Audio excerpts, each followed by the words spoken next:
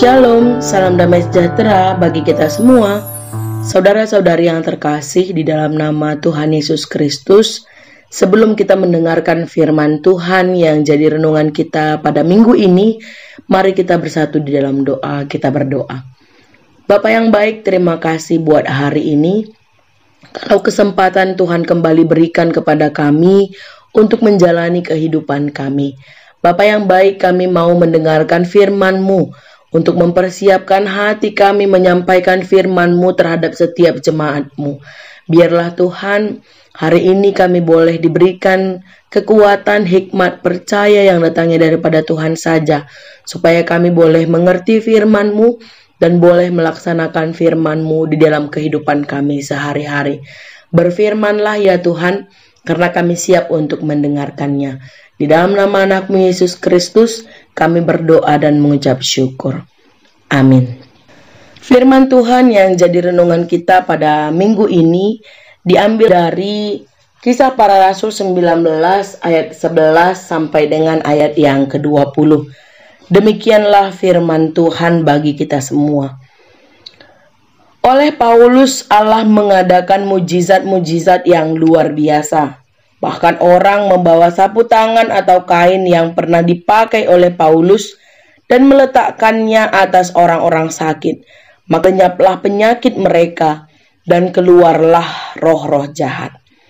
Juga beberapa tukang jampi Yahudi yang berjalan keliling di negeri itu mencoba menyebut nama Tuhan Yesus atas mereka yang kerasukan roh jahat dengan berseru, katanya, "Aku menyumpahi kamu demi nama Yesus yang diberitakan oleh Paulus."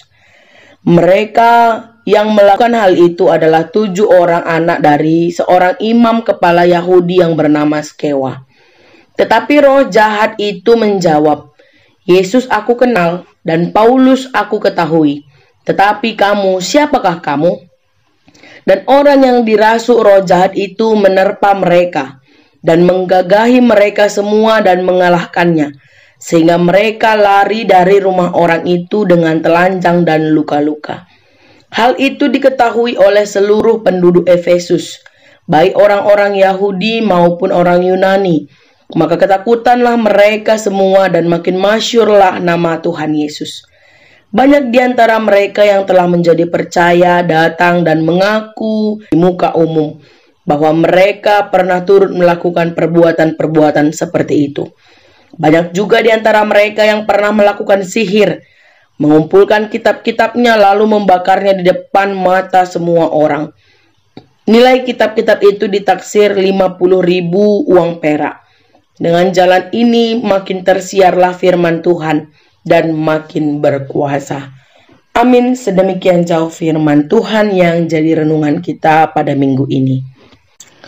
Saudara-saudari yang terkasih di dalam nama Tuhan Yesus Kristus, sebuah kisah nyata tentang seorang ahli filsafat yang mendapatkan tugas untuk melayani pemberitaan firman Tuhan di dalam sebuah kebaktian. Ketika dia selesai berkhotbah, seorang temannya datang menghampirinya dan berkata, bukankah kamu tidak percaya siapa itu Yesus dan karyanya bagi manusia?" Lalu sang filsuf menyambut pertanyaan temannya itu dengan senyuman dan berkata, "Ya, memang aku tidak percaya, tetapi mereka yang mendengarkan aku kan percaya." Saudara-saudari yang terkasih di dalam nama Tuhan Yesus Kristus, hal ini cukup aneh, tapi hal-hal ini masih tetap ada hingga sekarang. Seseorang yang mengucapkan sesuatu, meskipun dia tidak percaya akan apa yang dia ucapkan, tetapi karena hal-hal yang bisa menguntungkan dirinya, misalnya menjadi objek untuk mendapatkan keuntungan, seperti dukun, dia akan melakukannya.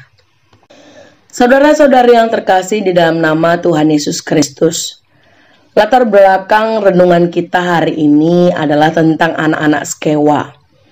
Dalam Kisah Para Rasul ini sebenarnya adalah karya pekerjaan Paulus di Efesus dalam memberitakan Yesus Kristus kepada orang-orang Efesus. Masyarakat di kota Efesus sendiri dikenal dengan pemahamannya tentang kuasa-kuasa roh-roh jahat yang sedemikian hadir dalam kehidupan mereka sehari-hari. Dan berita Injil menjadi begitu tersebar dengan luas dan luar biasa bekerja, di mana Allah berkarya dalam diri Paulus untuk melawan dan mengusir kuasa roh-roh jahat itu. Kemungkinan kesuksesan karya dan pelayanan Paulus dalam mengusir roh-roh jahat itu membuat anak-anak Bapak Skewa tertarik untuk mencoba hal yang sama. Padahal, apakah mereka juga mengimani apa yang mereka ucapkan tentang Yesus? Mengimani tentang siapa Yesus?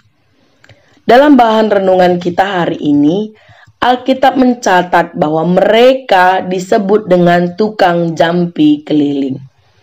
Beberapa penafsir Alkitab menyoroti sebutan Skewa sebagai salah satu imam Yahudi, namun tidak menemukan nama Skewa dalam salah satu imam Yahudi yang dicatatkan dalam sejarah Israel.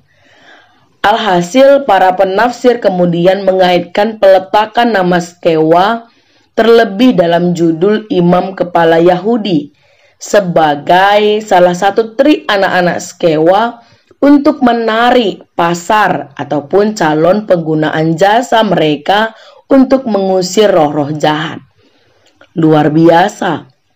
Demi menembus pasar persaingan kala itu, anak-anak Skewa rela melakukan apa saja, termasuk mengucapkan sesuatu yang sebenarnya tidak menjadi bagian dalam hatinya.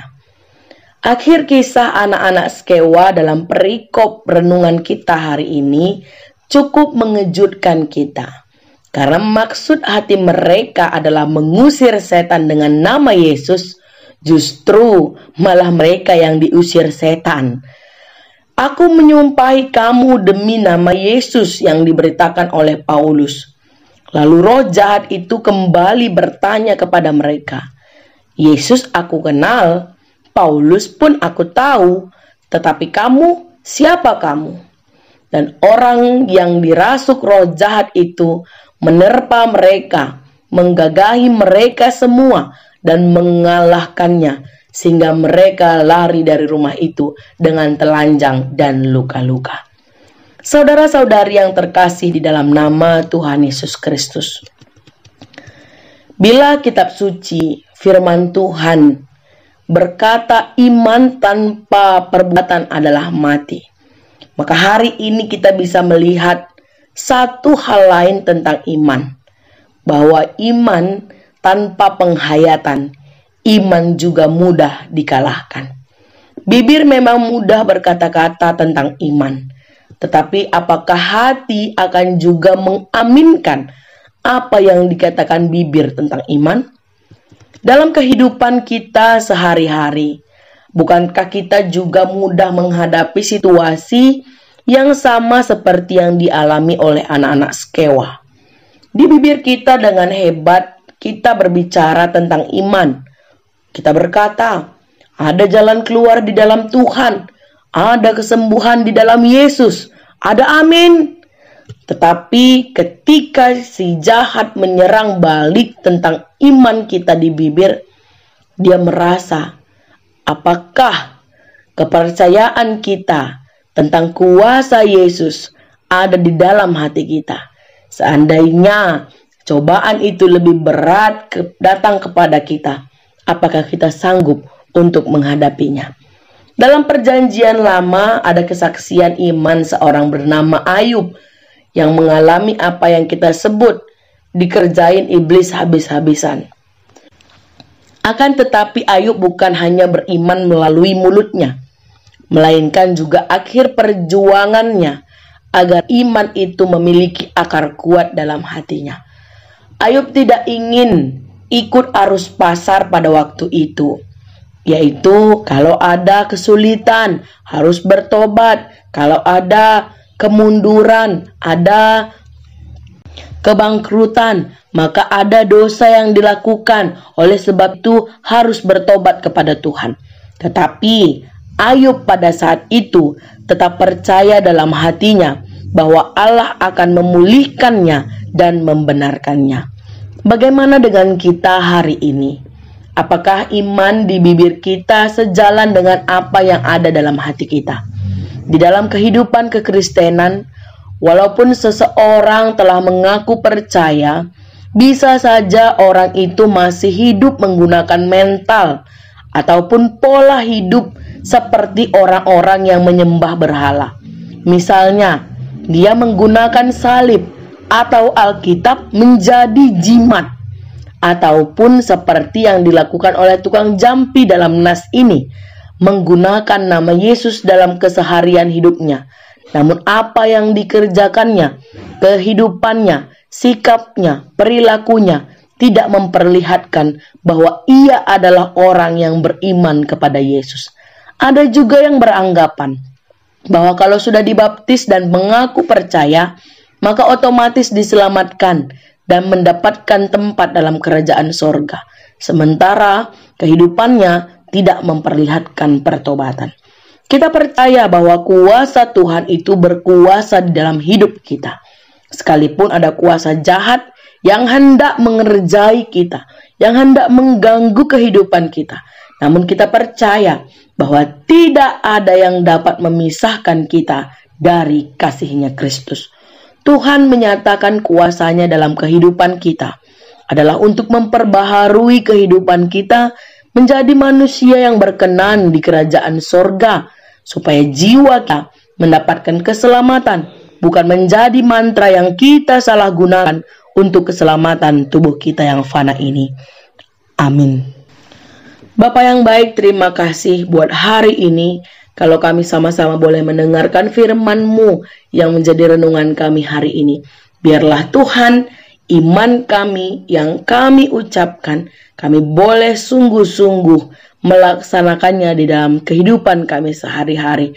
Pengakuan kami tidak hanya sampai di bibir saja, biarlah terlihat dan tercermin di dalam kehidupan nyata sehari-hari, supaya kuasa-Mu sungguh-sungguh berkuasa di dalam hati kami, terlebih-lebih mengusir sang roh-roh jahat yang ingin mengerjai, yang ingin memperlakukan tidak baik kepada kami. Biarlah Tuhan, kuasa-Mu berkuasa dalam kehidupan kami, dan kami sungguh-sungguh yakin dan percaya Allah luar biasa di dalam hidup kami. Di dalam nama Yesus kami berdoa. Amin.